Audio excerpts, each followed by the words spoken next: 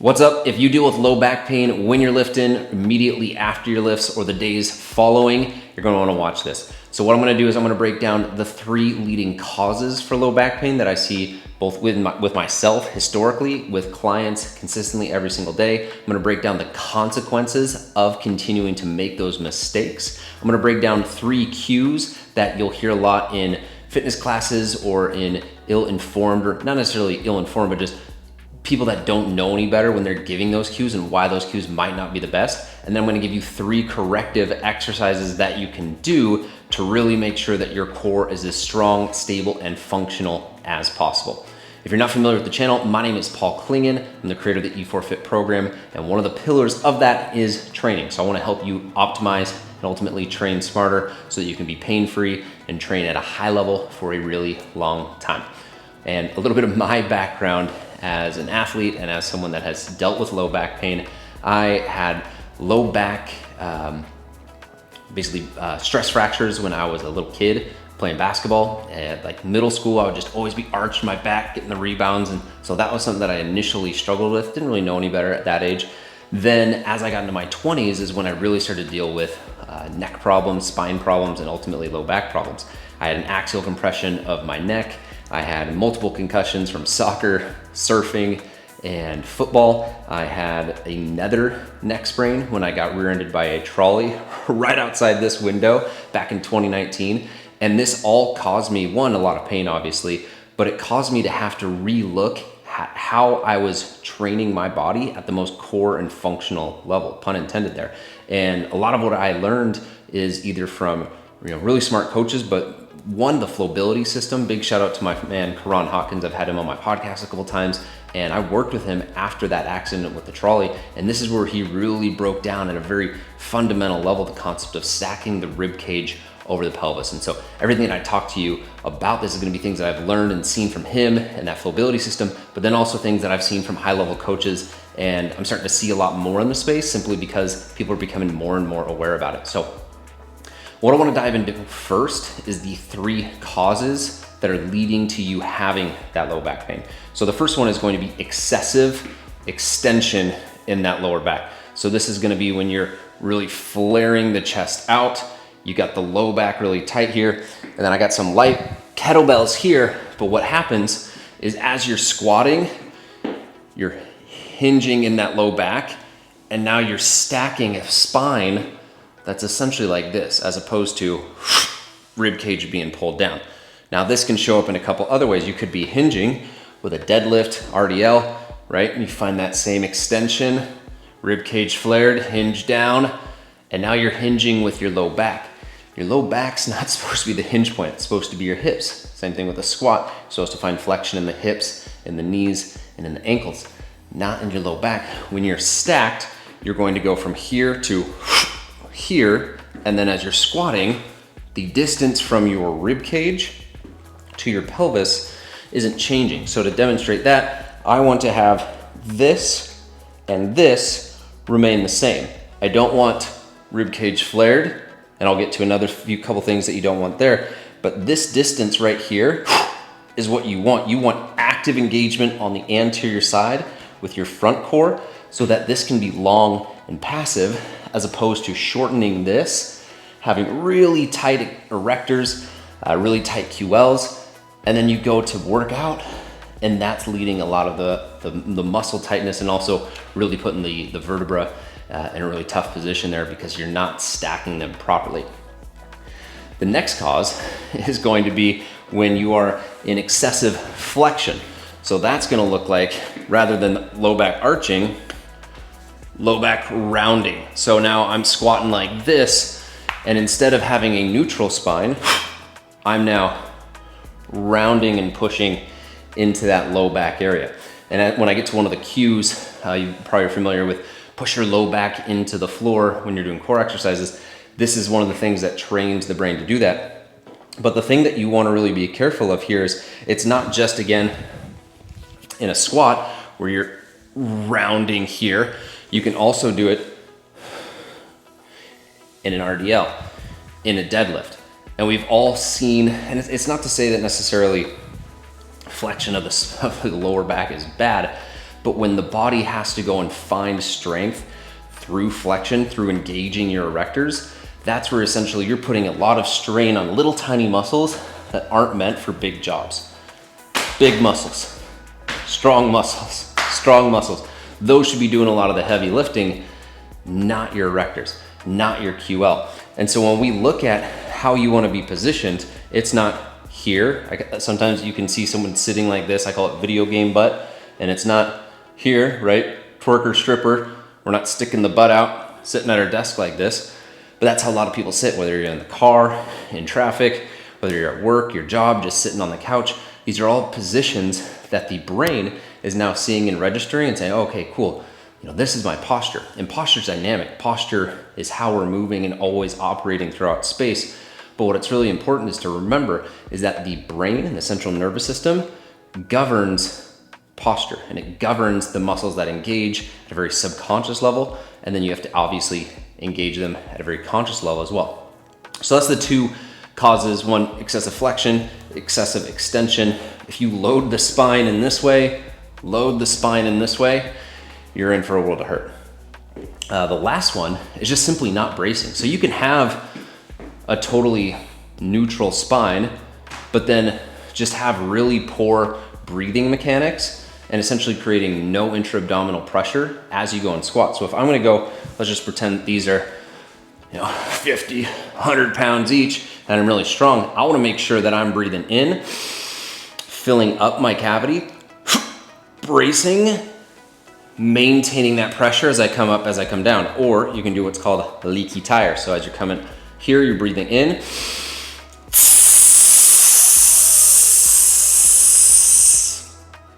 All right, so both of those options from a breathing standpoint, as you're deadlifting, as you're squatting, as you're doing lunges, whatever it is, it's gonna create intra-abdominal pressure. That's gonna make sure that your deeper core muscles are activating and protecting the spine. Versus if you always to go and do maybe a squat and I'm coming down and I breathe in at the bottom here, at the point in which the force and the load is the hardest to move and I need the most stability, I'm sitting in the hole of that squat maybe, that's when I need the most tension in the core. If I don't have that tension, the spine is gonna be in an exposed state, and that's gonna lead to a little tweak forward, a little tweak back, and that's where you get injuries that set you back 1, 2, 3, 4 weeks, and sometimes it's a slip disc, sometimes it's something that's a little bit more serious. So that was 3 causes. Now I wanna talk about the consequences of that. And the first one obviously is gonna be pain. You're gonna get pain that's acute, something that is really sharp, something that you feel for 10 minutes, an hour, a day, but you're also gonna get more, what is the opposite of acute? Basically, you're gonna get a longer amount of pain and you're gonna have a bigger injury, something that is a little bit more traumatic and something that sets you back for several weeks. And so your core is the most important thing to get right, because it is the core and allows mobility of the hips and allows the mobility of the shoulder joints, the scapula. And if you can't keep your rib cage stacked over your pelvis and maintain that container, not only in working out, but just in daily activities, it's going to lead to you getting injured over and over and over and over. And it's not a matter of no pain, no gain, right? If you got pain, that is the body's adaptive system to let you know, hey, stop doing that. So if you keep running into this, start to apply these things that I'm talking about. If you don't know how to apply them, shoot a comment, reach out. I'm more than happy to help give you some additional tools. I'm more than happy to show you the different playlists that we got for functional breathing. And I'm more than happy to connect you with spine specialists that I've worked with in the past. So that's number 1, pain. You don't want pain. Pain is bad. It is not weakness leaving the body. There's a difference between muscle soreness and just pain. So don't run into pain. Number 2, you're gonna run into what I was talking about a little bit earlier, a lack of mobility. So if you don't have stability in the pelvis and in the rib cage, well, now the rib cage, the bones there and the muscles attached to all of those different areas, and you've got the pelvis and all the muscles attached here, those are now sitting at suboptimal tensions. One of the most common ones is gonna be your hamstrings. If I have an anterior pelvic tilt, so my lower back is arched, I've got some flexion just constantly sitting here, I've now tilted my pelvis up, hamstrings attached at the top point here, Now the hamstrings are at a constant tension length that they don't want to be at. Versus if I can get here, glutes strong and active, anterior core active, now my pelvis sits at a much more neutral position. My hamstrings can be at a neutral tension length. Now they're not going to be as tight. If a muscle is constantly placed at a position to where it's always under tension, it's always going to be tight. It's not a matter of you just simply stretching your hamstrings. That's going to be one of the cues we talk about a little bit later. You can stretch them all you want until you adjust where the position of the actual joint is. And that's going to be governed by the central nervous system and constantly training better posture, better resting state. Doesn't matter how much you stretch, because it's got to be something that is done actively, and it's got to be an internal stimulus. And that's kind of another thing with that too, is you can foam roll your hamstrings all you want, or muscles that are tight or sore or constantly feel like they're not working how they should. You can constantly foam roll. You can get massage. You can get chiropractor. You can get Theragun. Those are external stimulus. That's not governed by the central nervous system. That is someone else operating on you. In the short term, it's going to help. In the long term, you're just going to revert right back to where the brain has set homeostasis at. And that homeostasis was set over a series of patterned habits that you created. Maybe it was a long road trip. Maybe it was always flying. Maybe it's bad posture at your desk. Or it happened from a traumatic event to where the body had to readjust and relearned a new position, and you got to fight back to get to a better spot, right? I've been in both situations, whether that was me driving from Seattle to San Diego and I'm sitting in my hip and all of a sudden my right QL gets really tight. I've got to go and adjust that. Or it's when I get hit by a trolley in Seattle and South Lake Union. That was something that was much more traumatic. That was something that I had to relearn how to train my entire core and relearn how to lift 30 pounds before I could get up to what I was typically doing from an athletic standpoint. So that's number 2, lack of mobility. We didn't even really talk about the upper body. If the rib cage is constantly at a flared position, you now have your rib cage shooting back out that way, prevents your scapula from resting on the rib cage. Now your scapula can't move as it should, so you're gonna get tightness all up and down your mid back around here. Now your shoulder can't move how a shoulder should move because the shoulder joint, which is attached to the rib cage, isn't able to work as good. And this is an overarching generalization. There's definitely things where I'm out of scope and there's experts within this, but these are all concepts learned from Eric Cressy within when I was taking Sturdy Shoulders. And so these are things that at a high level, just grasping allows you to get to a deeper level of being able to go and apply and actually make these changes. And the biggest principle here that I will continue to reiterate is making sure that the rib cage stacked over the pelvis, and this is one big container. As soon as you lose that container, you're gonna lose all stability, all strength, and you're gonna get injured. So the third one, the third consequence is lack of performance. So to that point, if you are here or you are here, you are now losing that tension that would be created with intra-abdominal pressure. And all power, all force, all athletic movements, right? If I'm doing a golf swing, a baseball swing, a tennis swing, that is coming from my core, rotating, coming up from the floor, from the hips, ribs, and obviously being delivered at whatever, bat, tennis club, golf club, whatever that is. If as that kinetic energy transfers up my body all the way to my hands and to the club, if I have a rib cage like this, a rib cage offset, or a flexion here, some situation to where I'm not as strong as I can be, as I go to rotate, I am now, a couple things are happening. One, you're leaking energy because you're not able to transfer that energy from the next point in the kinetic chain, right? As you go from hips to core, you're losing that because let's say your obliques at a lengthened position, it's not able to actually contract as it would need to. This is also gonna lead to injuries because in that kinetic chain, the weak link breaks. And if you're consistently exerting force in a golf swing over and over and over, and you've got a suboptimal position from a pelvis to rib cage alignment, well, eventually something's gonna break down, you're gonna get sore, it's gonna be hurting, you're gonna have to stop golfing, you're gonna have to stop doing just daily activities that you should be able to do. It all comes down to core strength. So A lot of different things there. It could be jumping, it could be running, sprinting. This is something that I ran into a lot with marathon training. I would get low back pain when I was running because I would be running here, right? Really tight up in here. After I worked through that flowability system, then I started training for a marathon. My core was in such a better position, and that with the tens of thousands of steps and strides I was taking every single week, right? That's an opportunity for the weak things to break down. My core wasn't one of them. I was able to run, train, all that stuff pain-free, injury-free for 5 months straight, no issues, and it all just starts with the core. So that's 3 consequences of allowing these 3 causes to continue over time. And so now I wanna go over the 3 cues that you might have heard, which would ultimately be myths majority of the time. And a big thing with cues, I just wanna cover first. Cues are meant to get you from one end of the spectrum to another. So you might get a cue of lift your chest if your chest is too low. That might slide you this way. You might get a cue of lower your chest because you're too tall. That slides you this way. You might get a cue that is completely different. Ultimately, a cue is meant to give you feedback as to which direction you should go.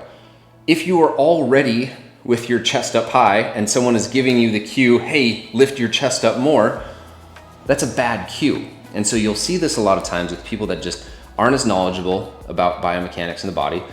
Fitness classes where they're trying to give broad cues to 10, 20, 30, 40 people. And at that point, you are one person receiving a cue that is meant to apply to 40 people. It doesn't work out that way. That's where something that is one-on-one and someone who knows what they're talking about is always going to be the best approach because it is a cue designed for you. So the cues that I see a lot is 1, keep your chest up, right? So let's say someone has poor squat form, or maybe you just are squatting like this and you hear keep your chest up. Okay, well, now my chest is up. Now my low back is tight. If I stand up, I'm literally like this, rib cage flared out, weak in the anterior core, really extended in the low back, really tight in the erectors. That was a bad cue, but it's a cue you hear a lot of times, and it's a cue that I made the mistake on because I remember at one point I heard chest up when you squat. Well, now I got a bar, hundreds of pounds on my back, and I'm loading a spine that is like this. It's no wonder my low back was getting messed up. I need to have that rib cage pulled down. So that's one cue. Another cue is just stretching your hamstrings. And it's not necessarily a cue as much as it's feedback, but we talked about this a little bit more. Stretching your hamstrings is essentially addressing a symptom of an issue further up chain. So I can stretch these all I want, but until my pelvis and the position that it sits in is either forward or back more to an optimal position for the length tension of those hamstrings, it doesn't matter. So I can stretch my shoulder and I can do all these passive stretches, and I'm big into, benefits of yoga. I'm big into the benefits of a bunch of different systems, right? But until you address the core system, you're always going to get the downstream effects of the negatives of whatever is coming out of the initial input, which is, again, going to be your core, which is governed by the central nervous system, not an external stimulus from someone massaging you, and definitely not you thinking, okay, I'll just have good posture. Like, that is a conscious thing that's gonna happen for 2 seconds. Then you got another 23 hours, 58 minutes, or 59 minutes, 58 seconds of bad posture. The third cue, and this one is super common from a core standpoint, but I wanna dive into this one on the floor, so I'm just gonna tilt the camera down a little bit. All right, so when looking at core training, abs, whatever it is that you're doing, a lot of times you'll get the cue of pushing your low back into the floor. So that would look like me smashing my low back into the floor. What that's telling my brain and my central nervous system is, hey, you need stability in your spine, in your core, in your abdominal region. You can find it through flexion of the erectors. And now that's gonna help you create flexion of the core, where maybe you're feeling the abs a little bit more, but you can create that flexion here and still keep this long. If we're going to chase a neutral spine, we want to chase it in this position,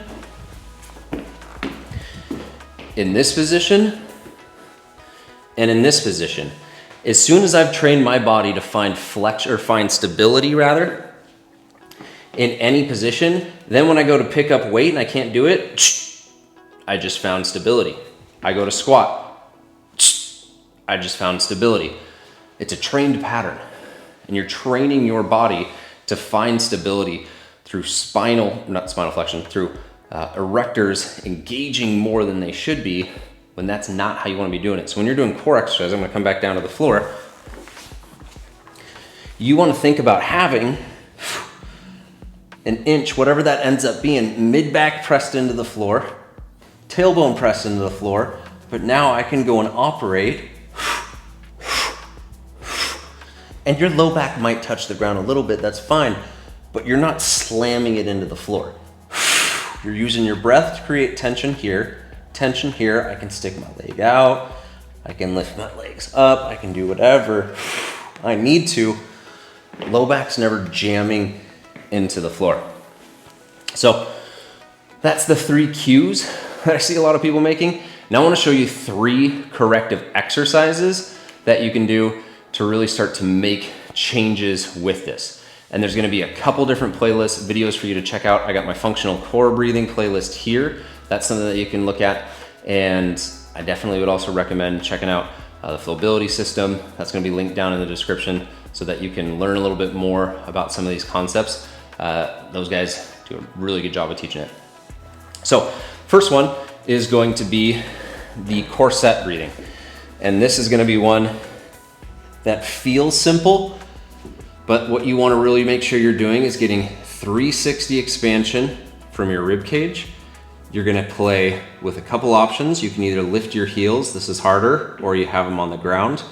Take your hands, make L's, go around the rib cage. You're going to breathe in through the nose, purse lips, 4 seconds in, 4 seconds out. As you inhale, you should have external rotation of the rib cage. As you exhale, you should have internal rotation of the rib cage. It's something I picked up from Dana Santos, mobility maker. She's a savage too with all this core stuff and breathing. So I can lift this here and extend out and make it harder, but the same thing applies. I breathe in through my nose, exhale,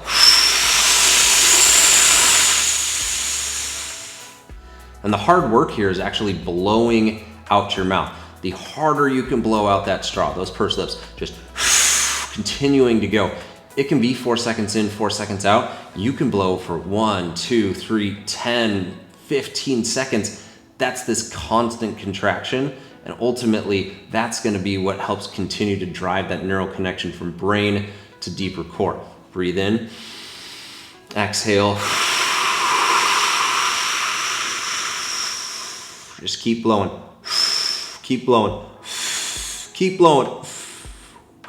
Whew. And that's where that gets really hard.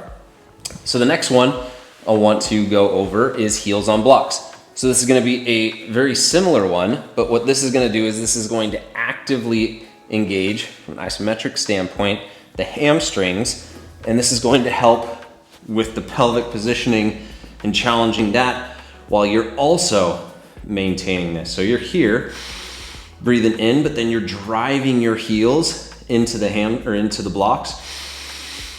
Big exhale.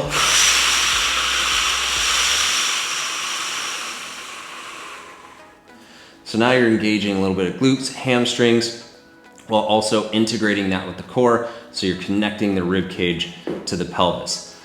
From there, you can level up and layer up there, where you're going into some sort of system with either 1 or 2 kettlebells, and you're just breathing in, heels or glutes lifted off, heels driving in, breathe in, exhale.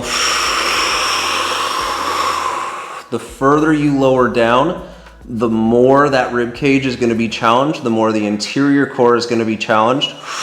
Keep blowing, bring it back up, and you just go right back down as you exhale.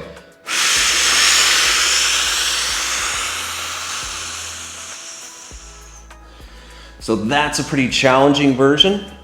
These are 13-pound kettlebells. I also really like to do them with resistance bands. So that could be like a strength band, could be bands with handles.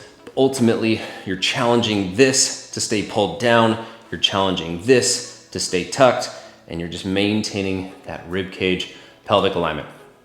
Hope you've enjoyed this video. Appreciate you for staying till the end. If you enjoyed it, be sure and subscribe, hit the like button, and then share this with a friend. I'm sure we all know someone that's dealing with low back pain. And this is all stuff that I cover within the E4Fit program, where we look at your training, nutrition, recovery, and mindfulness. Get all of those aligned specifically for you so that you can perform at a high level in your business and relationships, and use your fitness as really a tool to unlock higher levels of performance. If that sounds like something you're interested in, got a link below in the description as well for you to check that out and just apply for a coaching call, really just a discovery call to see if it's a good fit. Other than that, thanks for watching. I'll catch you on the next video.